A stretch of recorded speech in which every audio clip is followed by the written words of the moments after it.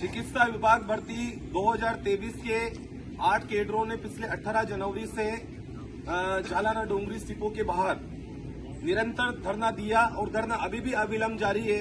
सरकार से हमने नियुक्ति की मांग को लेकर के जो प्रशासनिक डेलीगेशन सरकार के पास हमें लेके गया था, तो हमारी मीटिंग भी हुई।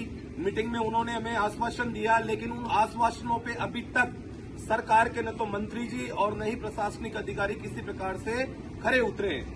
मैं आज ये सर्द हवाओं का मौसम है, माउंट गिर रही है और हमने आज कम से भी कम 6 विधायकों को और एक राज्यसभा के सांसद पूर्व राम कुमार जी वर्मा को भी यहां बुला करके अवगत करवाया है। उन्होंने बीजेपी के कई विधायकों ने इस धरने प्रदर्शन पर आकर के यथा स्थितियों को देखा है। उन्होंने देखा है कि महिलाएं छोटे छोटे बच्चों को लेकर के इस बारिश में खड़ी हुई है।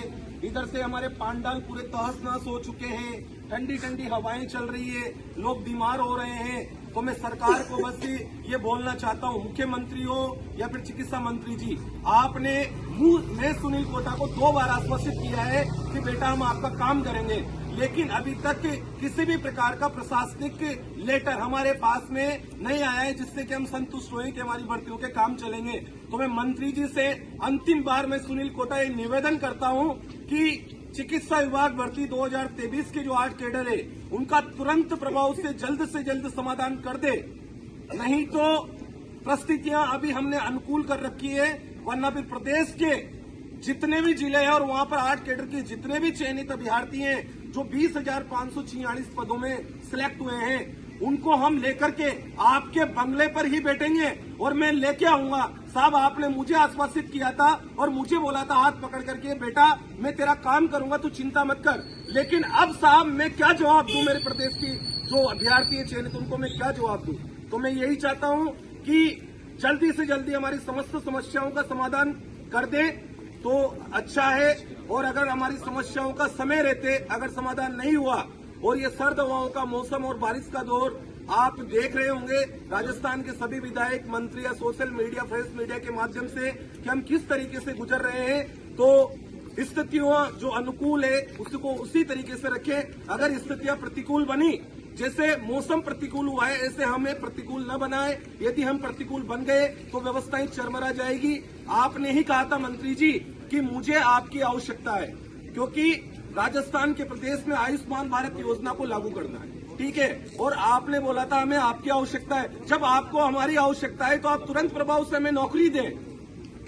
जिन लोगों को, जिन कैडर्स को आप जल्दी नौकरी देना चाहते हैं उनको दे, टाइम टू टाइम लगाते समय समय के अनुसार नौकरी देते जाए। पर ऐसा नहीं है कि कांग्रेस सरकार हमें झटका देके चली गई और बीजेपी सरकार भी हो सकता है लोकसभा चुनाव का इंतजार कर रही है, उसके बाद हमें झटका देना चाहे। तो मैं हाथ जोड़ करके माननीय गजेंद्र सिंह ख्यू सर जी से यही निवेदन करूंगा कि आपने मुझे 100% आश्वासन 2 बार दिया है, मिलकर के 10 मिनट भी आपने मुझसे बात करी थी।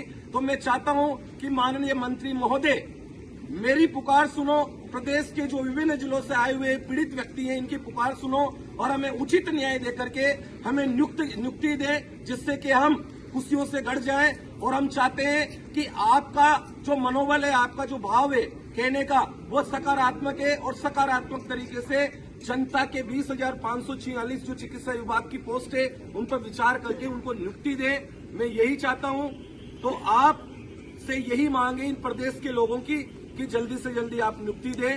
जय हिंद, जय भारत।